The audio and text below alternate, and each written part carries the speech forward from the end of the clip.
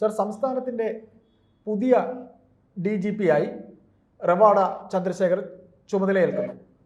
അപ്പോൾ റവാഡ ചന്ദ്രശേഖർ കൂത്തുപറമ്പ് അതിൽ ചരിത്രപരമായ ഒരു കൗതുകം അത് വിശദീകരിച്ച് വിയർക്കുന്നു ഈ പാർട്ടി, അതായത് CPM, ഇപ്പോൾ സംസ്ഥാനം ഭരിക്കുന്ന പാർട്ടി. സർ, അതിൽ ചില കാര്യങ്ങൾ രാഷ്ട്രീയമായി സംസാരിക്കാനുള്ളതല്ലേ? അല്ല, CPM കഴിഞ്ഞ 10 വർഷമായിട്ട് പിണറായി വിജയന്റെ ഭരണം തുടങ്ങിയതിനു ശേഷം സംഭവിക്കുന്ന മുഴുവൻ അവരുടെ പഴയകാല രാഷ്ട്രീയത്തിൽ നിന്നും അവരുടെ ആശയങ്ങളിൽ നിന്നല്ല ഒരു തിരിച്ചുപോക്കാണ്, ഒരു തിരിച്ചു നടത്തമാണ് സത്യത്തിൽ സംഭവിച്ചുകൊണ്ടിരിക്കുന്നത്.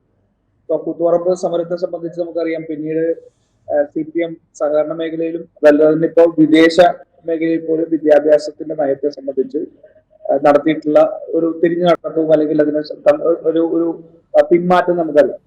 അതിനൊന്നും വിശദീകരിക്കാൻ കഴിയാത്ത രീതിയിൽ ഇന്നത്തെ പുതിയ പിണറായി വിജയന്റെ സാമ്പത്തികവും അല്ല അത്ര താല്പര്യത്തിനനുസരിച്ച് ഇന്ന് ആ പാർട്ടി മാറിക്കൊണ്ടിരിക്കുകയാണ്. അപ്പൊ കൂത്തുപറമ്പ് സമരത്തിൽ 5 പേരെ കുരുതി കൊടുത്തത് ഉൾപ്പെടെയുള്ള നടപടികൾ അത് പിന്നീട് ആ പാർട്ടി അവരുടെ ഏറ്റവും കോറായിട്ട് കൊണ്ട് നടന്നിരുന്നതാണ്. പക്ഷെ അത് തള്ളിപ്പറയേണ്ട സാഹചര്യത്തിലേക്കാണ് എത്തിയിരിക്കുന്നത്. ഇപ്പൊ പ്രശ്നം എന്താ വെച്ചാല് CPM-നെ സംബന്ധിച്ചിടത്തോളം അത് തള്ളിപ്പറയാൻ പറ്റാത്ത അവസരവും എന്നാൽ പുതിയ കാലത്തെ രാഷ്ട്രീയത്തിൽ അതിനെ ന്യായീകരിക്കേണ്ട സാഹചര്യവും വലിയൊരു അങ്കലാപ്പാണ് അവർക്കുണ്ടാകുന്നത്. CPM രാഷ്ട്രീയ സത്യസന്ധതയോട് ചെയ്യേണ്ടത് കൂത്തുപറമ്പ് അവർ നടത്തിയത് തെറ്റായി പോയി എന്ന് അവർ ഏറ്റുപറയുകയാണ് ചെയ്യേണ്ടത്. ആ പാർട്ടിയുടെ പ്രവർത്തകരോടും സമൂഹത്തോടും അവർ ചെയ്യേണ്ട നീതിപൂർവമായ ഒരു നടപടി എന്ന് വെച്ചാൽ ഞങ്ങൾക്ക് തെറ്റിപ്പോയി എന്ന് തുറന്നു പറയുകയാണ്. ഇപ്പോൾ ഈ DGP-യുടെ മാത്രം ഉള്ള വിഷയമല്ല, വിദേശ സർവകലാശാലകളെ സംബന്ധിച്ചും അതുപോലെ തന്നെ വിദ്യാഭ്യാസ നയത്തിലുള്ള മാറ്റങ്ങളെ സംബന്ധിച്ചും എല്ലാം CPM ഇന്ന് അതിൽ നിന്ന് മാറുമ്പോൾ അതിനെ കുറെ കൂടി സത്യസന്ധമായിട്ട് CPM സമീപിക്കണം. സത്യസന്ധതയോടുകൂടി അല്ല എന്നത് ആ സമരം നടത്തിയതും ഇന്ന് വിരുദ്ധമായ നിലപാടെടുക്കുന്നതും ആണ് പ്രശ്നം. DGP പുതുതായിട്ട് വരുമ്പോൾ എന്തൊക്കെ ഒരു ന്യായീകരണങ്ങളാണ് അവർക്ക് കൊടുക്കേണ്ടി വരുന്നത്. അങ്ങ് പറഞ്ഞ പോലെ തന്നെ KK രാഗേഷിന്റെ ഒക്കെ വിശദീകരണം കേട്ടാൽ നമുക്ക് ചിരിച്ചു പോകും. അപ്പൊ അതിനകത്ത് എനിക്ക് തോന്നുന്നു ഒരുപക്ഷെ അല്പമെങ്കിലും ആത്മാർത്ഥതയോട് പ്രതികരിച്ചത് ശ്രീ P ജയരാജനായിരിക്കും. ഒരുപക്ഷെ അദ്ദേഹത്തിന് തള്ളിപ്പറയാൻ കഴിയാത്ത രീതിയിൽ, എന്നാൽ അതിൽ ഒരു തെറ്റുണ്ട് അല്ലെങ്കിൽ അതിലെവിടെയോ അതിലൊരു പിശകുണ്ട് എന്ന് ബോധ്യപ്പെട്ടുകൊണ്ട് ഒരു രാഷ്ട്രീയ പ്രതികരണം നടത്തിയത് P ജയരാജൻ മാത്രമായിരിക്കും. പലപ്പോഴും P ജയരാജൻ നമുക്ക് എത്രമാത്രമൊക്കെ അഭിപ്രായ വ്യത്യാസം ഉള്ളപ്പോഴും ഈ സർക്കാരിന്റെ തെറ്റുകളെ തുറന്നു തീർക്കാൻ ഇന്ന് ആർക്കും കഴിയാത്ത സാഹചര്യമുണ്ട്. പക്ഷെ ഒരു ഞരക്കത്തോടുകൂടിയെങ്കിലും സമൂഹത്തെ ഓർമ്മപ്പെടുത്തുന്നു എന്നുള്ളത് P ജയരാജനെ അഭിനന്ദിക്കാതിരിക്കാൻ കഴിയില്ല. അതുകൊണ്ട് അദ്ദേഹം മാത്രമാണ് സത്യത്തിൽ ഇന്ന് ആ കൂത്തുപറമ്പ് രക്തസാക്ഷികളോടും ആ സമരത്തോടും ഒരല്പമെങ്കിലും മൗനം കൊണ്ടെങ്കിലും ഒരു നീതി പുലർത്തുന്നത് എനിക്ക് തോന്നുന്നു. ബാക്കി P ജയരാജൻ മുതലിങ്ങോട്ടേക്കുള്ള MP ജയരാജൻ മുതലിങ്ങോട്ടേക്ക് ഉള്ള നേതാക്കന്മാർ മുഴുവൻ, MP ഗോവിന്ദനാവട്ടെ V ജയരാജനാവട്ടെ, എല്ലാവരും അവരുടെ തന്നെ അണികളെ ഒരു രക്തസാക്ഷിത്വത്തെ പോലും അപമാനിക്കുന്നതാണ് എന്നാണ് ഞാൻ വിശ്വസിക്കുന്നത്. അത് CPM-നെ പോലൊരു പാർട്ടിക്ക്, ഒരു ഇടതുപക്ഷ പാർട്ടിക്ക് അത് ഭൂഷണമാണോ എന്ന് അവർ ചിന്തിക്കണം. ചോദിച്ചു പോകുന്ന ഒരു കാര്യം, ഈ പറയുന്ന രീതിയിൽ CPM എന്ന് പറയുന്ന പാർട്ടിക്ക്, പ്രസ്ഥാനത്തിന് ഇപ്പോൾ പാർട്ടിക്ക് ഒരു സെക്രട്ടറി ഉണ്ട്. ഈ പാർട്ടി സെക്രട്ടറിക്കൊക്കെ ഒരു വിലയില്ല എന്നുള്ളത് തന്നെയല്ലേ? വീണ്ടും പ്രസ്ഥാനത്തിനൊരു വിലയില്ല, പാർട്ടി സെക്രട്ടറിക്ക് ഒരു വിലയില്ല, മുഖ്യമന്ത്രി തന്നെയാണ് എല്ലാം തീരുമാനിക്കുന്നത്. മുഖ്യമന്ത്രിയുടെ ഈ ഇന്നത്തെ ദിവസത്തെ ഒരു സ്റ്റേറ്റ്മെന്റ് കേട്ടത് തമ്മിൽ ഭേദമുണ്ടായിരുന്ന ഒരു ഉദ്യോഗസ്ഥൻ എന്നാണ്. സർ, അതിൽ തന്നെ യോഗേഷ് ഗുപ്ത, മൂന്നാമത്തെ പേരുകാരനായ യോഗേഷ് ഗുപ്ത, നിതിൻ അഗർവാൾ എന്ന ഒന്നാമത്തെ പേരുകാരൻ. അപ്പോൾ ഈ യോഗേഷ് ഗുപ്തയിലേക്ക് പോകുമ്പോൾ ഈ സർക്കാർ ഭയക്കുന്നത് കൊണ്ടല്ലേ അദ്ദേഹത്തിനെ മാറ്റിയത്? ആ വിജിലൻസ് അന്വേഷണം സംസ്ഥാന സെക്രട്ടറിയിലേക്ക് വരെ എത്തത്തക്ക രീതിയിലാണ് വിജിലൻസ് അന്വേഷണം പോകുന്നതെന്നൊക്കെ പറയുന്നുണ്ട് സർ. അത് തന്നെയാണ് ഇപ്പൊ റവാഡ ചന്ദ്രശേഖർ DGP ആയിട്ട് ചുമതലയ്ക്ക് അല്ലെങ്കിൽ തെരഞ്ഞെടുക്കപ്പെടുന്നതിന് മുൻപ് തിരുവനന്തപുരത്ത് പിണറായി വിജയനെ നേരിട്ട് കണ്ടിരുന്നു, ഈ ലിസ്റ്റിൽ വരുന്നതിന് മുമ്പ്. അപ്പം എന്താണ് ഇവർ തമ്മിൽ സംസാരിച്ചതെന്നുള്ളത് നമുക്കറിയില്ലല്ലോ. അപ്പൊ തമ്മിൽ ഭേദം തൊമ്മൻ എന്ന് പറയുന്ന 3 പേരിലുള്ള ആളെ എടുക്കുന്നു എന്ന് പറയുമ്പോൾ സത്യസന്ധമായിട്ട് ജോലി ചെയ്തിരുന്ന ഒരു ഉദ്യോഗസ്ഥനെ തങ്ങളുടെ ഇഷ്ടത്തിനെതിരായിട്ടുള്ള പ്രവർത്തനമാണ് അദ്ദേഹത്തിന്റെ സർവീസ് കാലഘട്ടത്തിൽ ഉണ്ടായിരുന്നത് എന്നുള്ളത് കൊണ്ടാണല്ലോ അദ്ദേഹത്തെ ഒഴിവാക്കുന്നത്. അപ്പോൾ ഇവർക്ക് ഇവരുടെ സാമ്പത്തിക താല്പര്യം സംരക്ഷിക്കുക എന്നുള്ളതാണ് ഏറ്റവും പരമപ്രധാനമായത്. പാർട്ടി സെക്രട്ടറിയുടെയൊക്കെ റോളൊക്കെ സത്യം പറഞ്ഞാൽ ക്ലറിക്കൽ ജോബായിട്ട് മാറിയിട്ട് കുറെ നാളുകളായി. MP ഗോവിന്ദനെ സംബന്ധിച്ചോളം അദ്ദേഹത്തിന്റെ നിലപാടുകൾക്കൊന്നും യാതൊരു വിലയുമില്ലാത്ത, അല്ലെങ്കിൽ അതിനൊന്നും യാതൊരു സ്ഥിരതയും ഇല്ലാത്ത അവസ്ഥയായി. ഇപ്പൊ PV അൻവറിന്റെ വിഷയത്തിൽ തന്നെ നമുക്കറിയാം, ആ പരാതി അദ്ദേഹം ഉന്നയിച്ചപ്പോൾ അത് രേഖാമൂലം കൊടുത്തപ്പോഴെല്ലാം ആ പരാതിയിൽ തരമായിട്ട് അന്വേഷിക്കേണ്ട കാര്യങ്ങളുണ്ട് എന്ന് പറയുകയും ആ പരാതിയെ PV അൻവറിനെ ഒരു പരിധിവരെ പ്രോത്സാഹിപ്പിക്കുകയും പിന്തുണയ്ക്കുകയും ചെയ്തു ഒരു 2-3 ദിവസം. അത് കഴിഞ്ഞാണ് ശ്രീ പിണറായി വിജയൻ വന്ന് പറയുന്നതോടുകൂടി താൻ പറഞ്ഞതെല്ലാം വിഴുങ്ങി തിരിച്ച് പറയേണ്ട സാഹചര്യത്തിലേക്ക് പോവാണ്. ഇപ്പോൾ പാർട്ടി സെക്രട്ടറി മാത്രമല്ല, പാർട്ടിയുടെ ജനറൽ സെക്രട്ടറിക്ക് എന്തെങ്കിലും വിലയുണ്ടോ? ഞാൻ നിങ്ങളുടെ തന്നെ ഒരു പ്രാവശ്യം സംസാരിച്ചപ്പോൾ ഞാൻ ചോദിച്ചു, CPM-ന്റെ ഒരു സംസ്ഥാന കമ്മിറ്റി ഓഫീസ് ഉദ്ഘാടനം ചെയ്യുമ്പോൾ 3-ാം നിരയിൽ നിൽക്കേണ്ടി വന്ന പാർട്ടിയുടെ ജനറൽ സെക്രട്ടറി, ആ ജനറൽ സെക്രട്ടറി ചെയർ ചെയ്യുന്ന ഒരു മീറ്റിംഗിൽ പിണറായി വിജയൻ മെമ്പറായിട്ട്, പോളിറ്റ് മെമ്പറുമായിട്ട് പോയിട്ടിരിക്കുന്നത് കാണുന്നത് നമ്മൾ ചിന്തിക്കുന്നത് തന്നെ വലിയൊരു കോമഡിയായിട്ട് നമുക്ക് തോന്നും, അല്ലേ? അത്തരത്തിൽ പാർട്ടിയുടെ സംവിധാനങ്ങൾ മുഴുവൻ തകർന്നു കഴിഞ്ഞു. ഇന്ന് ഒരു സർവാധിപത്യത്തിലേക്ക് പാർട്ടി പിണറായി വിജയന്റെ കീഴിലേക്ക് വന്നിരിക്കുന്നു. അത് ഞാൻ മനസ്സിലാക്കുന്നത് കുറേയധികം നേതാക്കന്മാരും അണികളും എല്ലാം അത് തിരിച്ചറിയുന്നുണ്ട്. അതുകൊണ്ടാണ് പിണറായി വിജയനെ സംരക്ഷിക്കാൻ വേണ്ടി വലിയ ഒരു വ്യഗ്രത ഒരാളുടെ ഭാഗത്തുനിന്നും ഉണ്ടാവുന്നില്ല.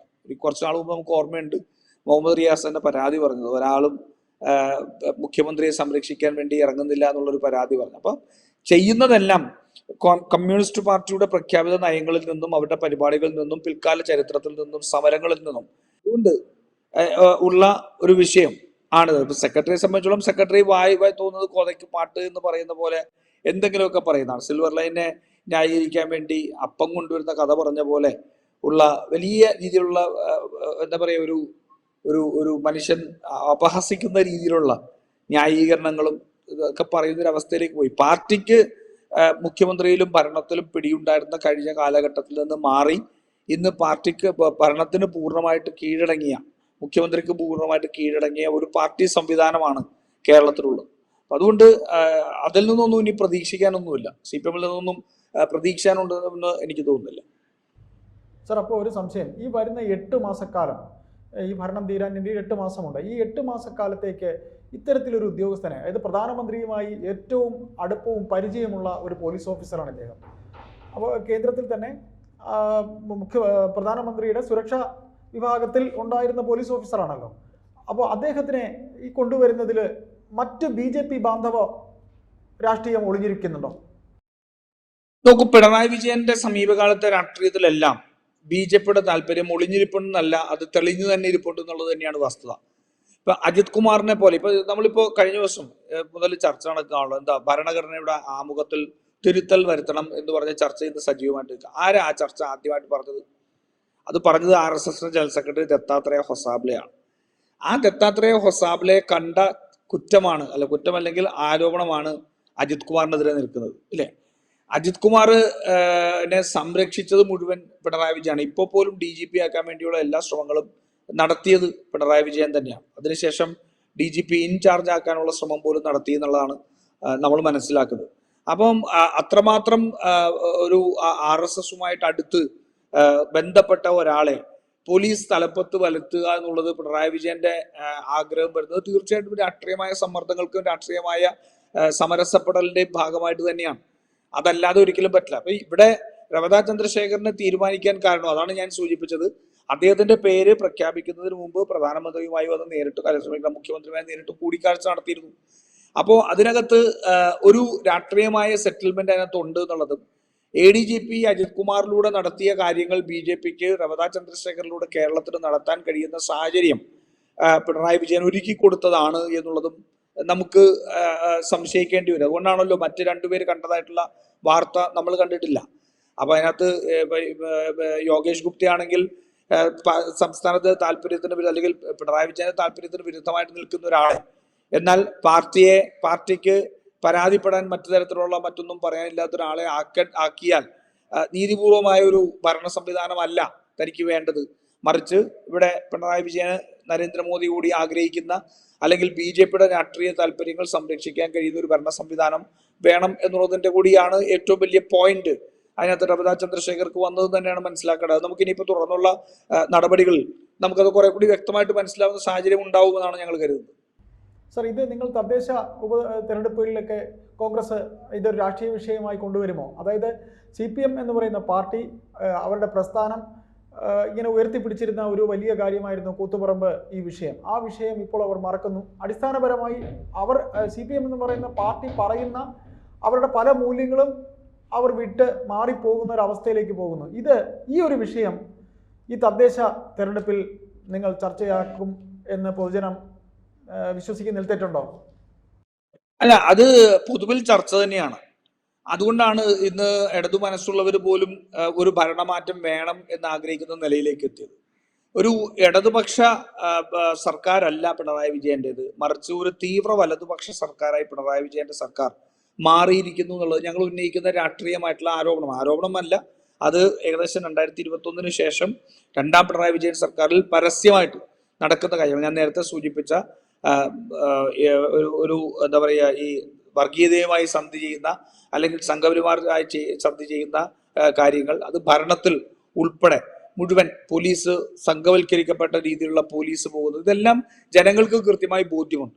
അതുകൊണ്ട് ഒരുപക്ഷെ പിണറായി വിജയൻ സർക്കാരിനെ താഴെ ഇറക്കാൻ വേണ്ടി കോൺഗ്രസിനെ പോലെയോ അല്ലെങ്കിൽ UDFന്റെയോ അണികളിൽ നിന്നുള്ള അതേ ആവേശത്തിൽ ഇന്ന് ഇടതുപക്ഷം ഈ രാജ്യത്ത് നിലനിൽക്കണം അല്ലെങ്കിൽ CPM നിലനിൽക്കണം എന്ന് ആഗ്രഹിക്കുന്ന ഇടതു മനസ്സുള്ളവർ കൂടി അതിനകത്ത് ചേരും. കാരണം ഞങ്ങളോട് പലരും നേരിട്ട് പറയുന്ന കാര്യങ്ങളാണ്. ഇത് പാർട്ടിയുടെ അവസാനത്തിലേക്കാണ് പോകുന്നത്. ഞാൻ കേരളത്തിൽ CPM അവസാനിക്കാൻ പാടില്ല എന്ന് ചിന്തിക്കുന്ന കോൺഗ്രസ്സുകാർ. കാരണം ഒരു അനിവാര്യമായ ശത്രുവാണ് CPM കോൺഗ്രസിനെ സംബന്ധിച്ചോളം കേരളത്തിൽ. കാരണം അവിടെ ഒരു LDF UDF അല്ലെങ്കിൽ CPM കോൺഗ്രസ് എന്നുള്ളൊരു ദ്വന്ദ്ം എക്കാലവും നിൽക്കാനായിട്ട് കഴിഞ്ഞെങ്കിൽ മാത്രമേ വർഗീയ ശക്തികൾക്ക് ഇടം കൊടുക്കാതിരിക്കാനായിട്ട് നമുക്ക് സാധിക്കൂ. CPM തകരുന്നിടത്ത് CPM തകരുന്നിടത്ത് BJPക്ക് പൊളിറ്റിക്കൽ സ്പേസ് കിട്ടും. ആ പൊളിറ്റിക്കൽ സ്പേസ് ഉണ്ടാവുന്നു എന്നുള്ളതാണ് കേരളം ഇന്ന് അനുഭവിക്കുന്ന പ്രശ്നം. 2016 15% എത്തിയ വോട്ട് നമുക്ക് 2021 തെരഞ്ഞെടുപ്പിൽ 12.5% BJP നമുക്ക് എത്തിക്കാൻ സാധിച്ചു. അത് ലോക്സഭാ തെരഞ്ഞെടുപ്പ് എത്തിയോടുകൂടി 20% അവർക്ക് എത്താൻ കഴിയുന്ന സാഹചര്യമുണ്ടായി. കാരണം എന്താ, ഈ സംസ്ഥാനത്ത് ക്രിസ്തീയ സമുദായത്തിനകത്ത് ഉൾപ്പെടെ മറ്റു സമുദായത്തിനകത്തും BJPക്ക് സ്വാധീനം ഉണ്ടാക്കാൻ കഴിയുന്ന രീതിയിൽ പല രീതിയിലുള്ള സാഹചര്യങ്ങൾ ഉണ്ടാക്കി കൊടുത്തു. മുനമ്പം പോലെയുള്ള വിഷയങ്ങൾ ഉൾപ്പെടെ അതിനകത്ത് ഉണ്ടാക്കി കൊടുത്തു. ഇപ്പൊ CPM ആഗ്രഹിക്കുന്നത് BJPക്ക് ഒരു 20-25% വോട്ട് ലഭിക്കണം എന്നുള്ളതാണ്. കാരണം അങ്ങനെ 25% വോട്ട് ലഭിച്ചാൽ തങ്ങൾക്ക് തിരിച്ചധികാരത്തിൽ വരാൻ കഴിയും എന്ന് വിശ്വസിക്കുന്ന ഒരാളാണ് പിണറായി വിജയൻ. ആ തെരഞ്ഞെടുപ്പ് എഞ്ചിനീയറിംഗ് നടത്തുന്ന ഒരാളാണ് പിണറായി വിജയൻ. പക്ഷെ അത് കേരളത്തിന്റെ മതേതര സ്വഭാവത്തിനുള്ള ഏറ്റവും വലിയ ഒരു പ്രഹരമായിരിക്കും. അപ്പോൾ ഞങ്ങൾ ആഗ്രഹിക്കുന്നത് പിണറായി ഉണ്ടാവണം എന്നല്ല, പക്ഷെ CPM എന്ന് പറഞ്ഞൊരു പാർട്ടി അവിടെ കോൺഗ്രസിനെതിരായിട്ട് നിൽക്കുന്ന ഒരു സാഹചര്യം കേരളത്തിൽ ഉണ്ടാവണം. അത് അപ്രത്യക്ഷമാവുന്നതോടുകൂടി ആ സ്പേസ് BJPയിലേക്ക് പോകും എന്നുള്ളതാണ്. പക്ഷെ പിണറായി വിജയന്റെ താല്പര്യം മറിച്ചാണ്.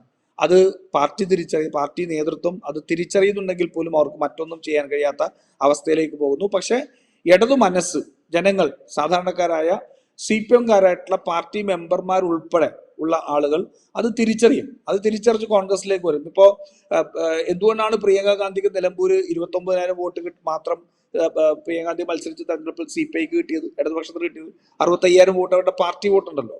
അപ്പൊ 65,000 പാർട്ടി വോട്ടുള്ളപ്പോഴും 29,000 വോട്ട് മാത്രം LDFന് കിട്ടിയതിന്റെ കാര്യം വെച്ചാൽ അവിടെ ഒരു രാഷ്ട്രീയമായ അല്ലെങ്കിൽ മതേതരത്വത്തിന് വേണ്ടിയുള്ള ഇന്ത്യക്കുള്ള പോരാട്ടത്തിൽ അവിടെ കോൺഗ്രസിനെ പിന്തുണയ്ക്കുന്ന ബോധ്യമുള്ളത് കൊണ്ടാണ് CPMന്റെ പാർട്ടി മെമ്പർമാർ പോലും UDFന് വോട്ട് ചെയ്യുന്നത്. മനസ്സിലായി? ആ ഒരു വികാരം കേരളത്തിലേക്ക് അത് വന്നുകൊണ്ടിരിക്കുകയാണ്. പിണറായി വിജയൻ സംഘപരിവാറിന്റെ ഒരു ഏജന്റായി മാറിക്കൊണ്ടിരിക്കുന്നു എന്നുള്ളത് വളരെ കൃത്യമായിട്ട് ബോധ്യം. അപ്പം കേരളം മതേതരമായിട്ട് നിൽക്കണമെന്ന് ആഗ്രഹിക്കുന്ന CPMന്റെ വോട്ടുകൾ പോലും കോൺഗ്രസിലേക്ക് വരുന്ന സാഹചര്യമാണ്. അത് ഉണ്ടെങ്കിൽ മാത്രമേ നമുക്ക് ഈ BJPയെ പിടിച്ചു നിർത്താൻ കഴിയുള്ളൂ.